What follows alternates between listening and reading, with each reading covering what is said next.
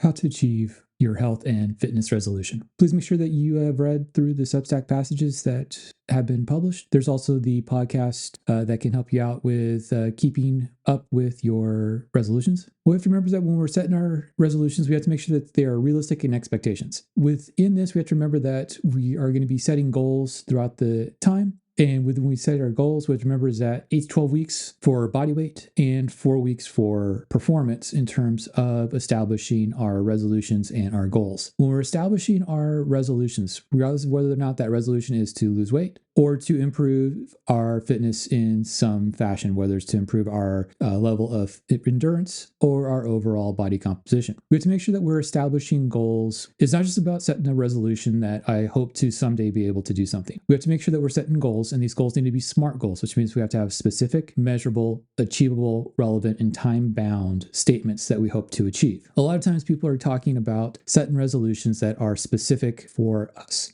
But what we have to remember is that just because we're setting a specific resolution doesn't mean that we're going to have a reachable resolution. The way in which we are able to have a reachable resolution is to have goals and make sure those goals are set on some sort of performance measurement. Performance measurements that we're able to go ahead and track and make sure that we're able to reach what we're trying to reach. In order to do this, we need to make sure that we know where we're at, which means we have to test and retest so we're able to determine, are we actually meeting our goals or not? There's a link in the caption as well as in the descriptor to a page that I've developed that has a file on it that you can use for doing this tracking. It's a simple Excel spreadsheet that allows you to go ahead and track all the changes that we're going to go about talking about in terms of measuring. When we're doing our trackings, one of the things we want to make sure that we're doing is testing our aerobic fitness. One of the easiest aerobic fitness tests that we can do is what's referred to as the Cooper's test, which is a 12-minute run or 12-minute walk test. The way in which we do this is we're going to warm up. We're going to have a determined running route that has minimal street crossings, or we can go ahead and use a treadmill. Before we get started, we're going ahead and we're going to record our heart rate. We're going to run at a pace that we're able to sustain without changing for 12 minutes. At the end of 12 minutes, we're going to go ahead and record our heart rate and the distance that was run. We're then going to test muscle endurance. In our muscle endurance tests, what we want to do is we want to do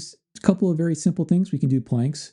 But two of the easy ones that we can do are things like the 1 minute as many as possible push-ups or the 1 minute as many as possible sit-ups. Where all we're going to do is simply record the number of push-ups, the number of sit-ups we're able to complete in 1 minute. And we want to do some strength testing. When we do strength testing, we want to make sure that we're doing multi-joint or large muscle group exercises. While you can go about testing small muscle groups, it's more important to test large muscle groups. In this, what we're going to do is we're going to start off with doing a warm-up set that is done at a comfortable weight for about 10 repetitions. We're then going to rest for about 2 minutes. Based on how easy that 10th rep happened to be in our warm-up set, we'll then add somewhere between 10 and 20% of our weight. We'll then go about doing our test sets, and we'll do our first test set, and each test set will be somewhere between 3 and 5 repetitions. In between each of the test sets, we're going to rest for about 3 minutes.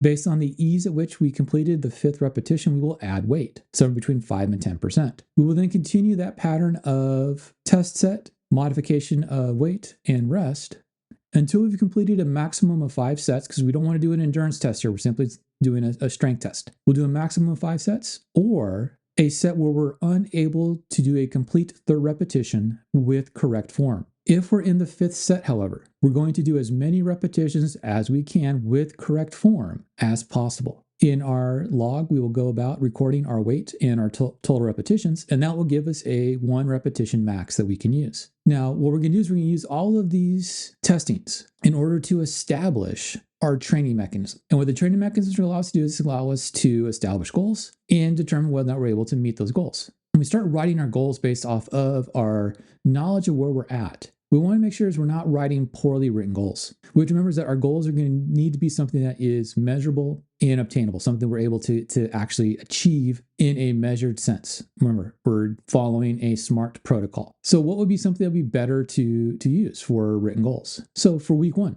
I'm going to complete a 1-mile run in under 10 minutes. For week 2, I will be able to complete 40 push-ups in 1 minute. An intermediate goal would be something like 1 month from now, I will have increased my bench press by 5%, my squat by 10%, my aerobic fitness by 15%. Once again, all of these are measurable. All of these are realistic. All of these have a time-specific component to them. And what remember is that just because I don't necessarily reach that goal doesn't necessarily mean that it's bad. It just means that I have to reestablish the goal based off of what the feedback from the goals happen to be at that time point. So if you want to know more, go ahead and listen to the podcast.